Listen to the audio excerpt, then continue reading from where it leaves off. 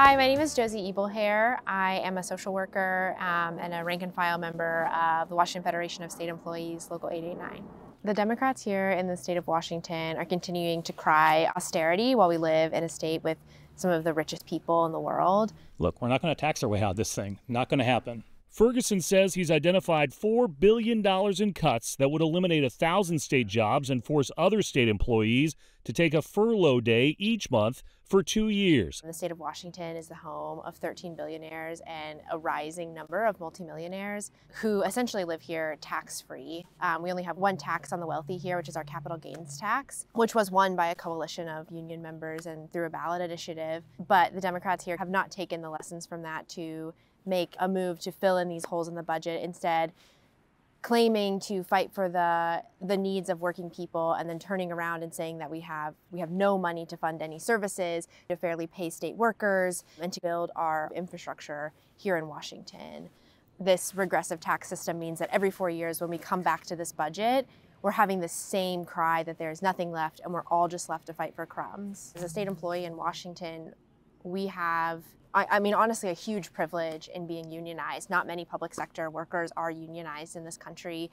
And through the strength of the union, we have been able to make huge gains and huge wins for working people since we won collective bargaining in the early 2000s. And we just need to continue to use that leverage and use that people power to fight to win actual gains for working people. We have the strength as a union to fight back against these state furloughs and these state budget cuts, and we just need to harness that strength and that power. Yeah, I passed a resolution in my local calling for WFSE leadership to call for a rally in Olympia to push back against these furloughs, calling on the leadership to rescind endorsements of any elected official endorsed by WFSE who votes for these furloughs and against working people, and for WFSE to then take up the fight to fight against this regressive tax system and implement an actual wealth tax in Washington, and for our leadership to call on the entire labor movement in Washington to help in this fight back, because these cuts in the state budget don't just impact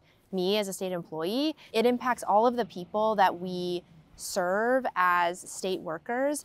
And also in this union meeting, we passed a resolution demanding to rescind the endorsement of Bob Ferguson, who's the Democratic governor of Washington. Bob Ferguson made promises coming into office that he would be pro-worker, that he wouldn't feed into this austerity mindset, and that he wouldn't furlough workers. And yet here we are in this situation where this is his budget proposal, is these furloughs. He is the person putting this forward. He's a Democrat who's saying, I'd rather furlough working people than find ways to fix this budget. In the same breath, he's giving himself a $30,000 raise. I don't know if he's giving himself a $30,000 raise, but he is getting a $30,000 raise this year and telling me that myself and my other union members have to furlough 1 day a month for the next 2 years to fill in these budget holes. It was a really incredible stance that the local took to ask to rescind this endorsement of Bob Ferguson. The labor movement has been betrayed by Democrats over and over and over again for decades, and to actually take concrete action against that and say that we're not going to put up with this anymore is the complete necessary step. I mean, Bob Ferguson is saying that he wants to fully fund our contract while at the same time proposing these furloughs, which is just completely negate each other. And I think that the lesson that should be taken away from this is that we can't trust the Democrats. We can't rely on the Democrats. They have shown their hand again and again and again that they are not the solution and that they are not the ones who are going to fight to fund these budgets, who are going to actually keep their promises to working people, as Bob Ferguson just did. You know, when he ran, he promised WFSE that he would be pro-worker,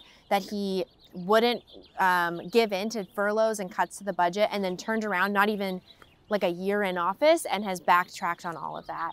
And so I think it's really important that we hold people accountable and that we hold these Democrats accountable, but also that we break with them. And that if the Democrats are going to continue to betray working people need to turn away.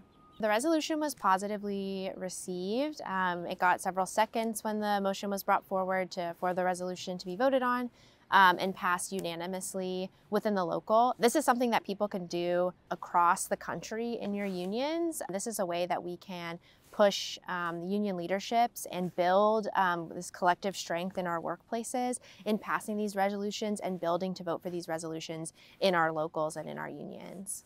I think we often feel that there's this dichotomy and this like helpless choice between getting paid as someone who works in the public sector and providing services to people. When in reality, for us to be able to provide the best and most effective services to people, we need good working conditions, we need good pay, we need low caseloads, we need to have the tools and the infrastructure so that we can provide the services that the state of Washington and the people of Washington deserve. I think strikes are the strongest tool and weapon that we have as members of the working class. We have to be honest that it is really scary to go on strike as a public sector worker. We don't have the same protections that the private sector does, but we've seen in recent history, like in the West Virginia teacher strikes in 2018, that when people are organized and go out en masse, they can make real gains.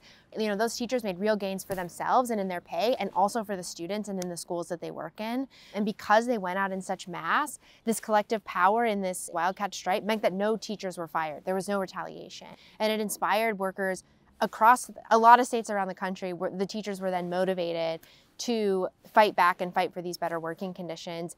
You know, we do have to be organized because there is that risk. And so it is really important that we organize and we walk out together and collectively, but it is the most necessary step and the only way that we are going to make real concrete wins and get the pay and the working conditions that we deserve. Parents don't want their kids to go to a school without air conditioning, without counselors. Members of my union, you know, are providing like EBT services, child welfare services. We're working in transportation. We run the community colleges. We keep like UW safe. We're like plumbers and we build infrastructure, maintain bridges. Like these are crucial things that everyone in Washington is impacted by and would be impacted by if these jobs went away. A few weeks ago, Workers Strike Back had an organizing conference here in Seattle with working people, union members, and organizers from all over the country who were able to come in. It was a really exciting event where we democratically voted and decided on what our platform would be moving forward.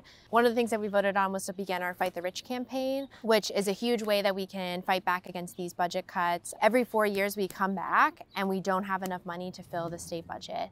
And the way that we stop that is by implementing a tax on the wealthy so we can fully fund the needs of the people in Washington. There are people in this state, billionaires and millionaires, who are not giving even an ounce of their fair share. Massively wealthy companies like Amazon, Google, and Microsoft, who have made billions in profit off the back of working people and receive government handouts with working people footing the bill, need, you know, to be held accountable.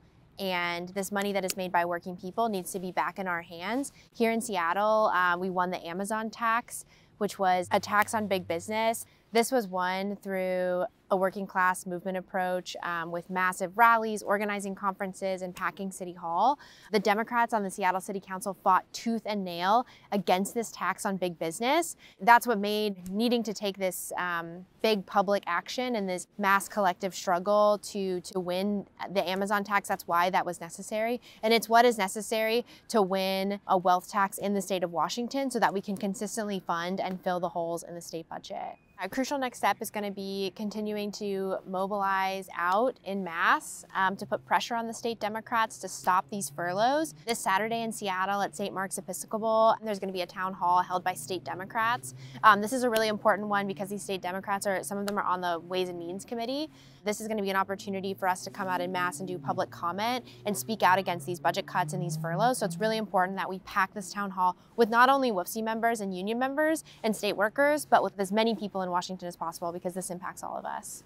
The union resolution that I passed is something that can be passed and signed on to by other unions and should be. This is not a fight that we can do alone. WFSE is, you know, the state workers union, and this impacts us most directly, but this is something like these budget cuts are going to impact all of us and all the communities that we serve. So put forward a resolution in your local, you can sign on to our petition, and hopefully you can join us out at a town hall.